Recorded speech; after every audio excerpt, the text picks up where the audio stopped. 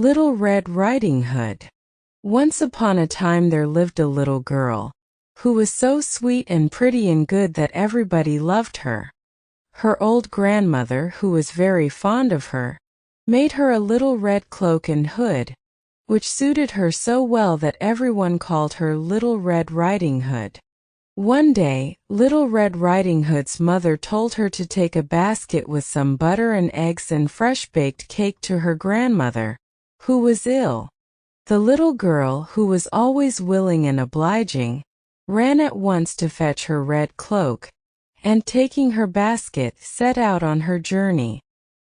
On her way she met a wolf, who wished very much to eat her up, but who dared not do so because some woodcutters were working close by. So he only said, "Good morning, Little Red Riding Hood. Where are you off to so early?" Little Red Riding Hood, who did not know how dangerous it was to talk to a wolf, replied, "I am going to see my grandmother, who is ill in bed, to take her some butter and eggs and a fresh-baked cake that my mother has made for her." "Where does your grandmother live?" asked the wolf.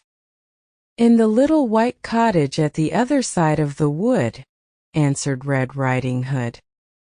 "Well," said the wolf, "I am going that way too. If you will let me, I will walk part of the way with you." So Little Red Riding Hood, who suspected no harm, set off with the wolf for her companion. Presently Red Riding Hood stopped to gather a nosegay of wild flowers for her grandmother, and the wolf, who had thought of a plan to get the little girl for his dinner, said "Good morning," and trotted away. As soon as he was out of sight, he began to run as fast as he could. In a short time he reached the grandmother's cottage and knocked at the door. "Who is there?" asked the old grandmother as she lay in bed. "It is Little Red Riding Hood," answered the wolf. "I have brought you some butter and eggs and a fresh-baked cake which Mother has made for you. Pull the bobbin and the latch will go up," said the old grandmother. So the wolf pulled the bobbin and opened the door, and sprang upon the poor old grandmother and ate her all up in a twinkling. Then he put on her nightcap and got into bed, and lay down to wait for Red Riding Hood. Very soon there came a little soft tap at the door. "Who is there?" called out the wolf. "It is Little Red Riding Hood, grandmother dear. I have brought you some butter and eggs and a fresh-baked cake which Mother has made for you." Then the wolf called out, disguising his voice as much as he could, "Pull the bobbin and the latch will go up." So Little Red Riding Hood pulled the bobbin and went inside. "Good morning, dear grandmother," she said. "How are you feeling today?" "Very bad indeed, my dear," answered the wolf, trying to hide himself under the bedclothes. "How strange and hoarse your voice sounds, grandmother," said the little girl. "I have got a bad cold, my dear," said the wicked wolf.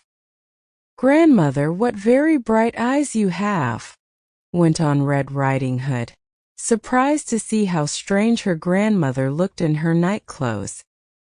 "The better to see you with, my dear," said the wolf. "Grandmother, what very big ears you have. The better to hear you with, my child. Grandmother, what very long arms you have. The better to hug you with, my dear.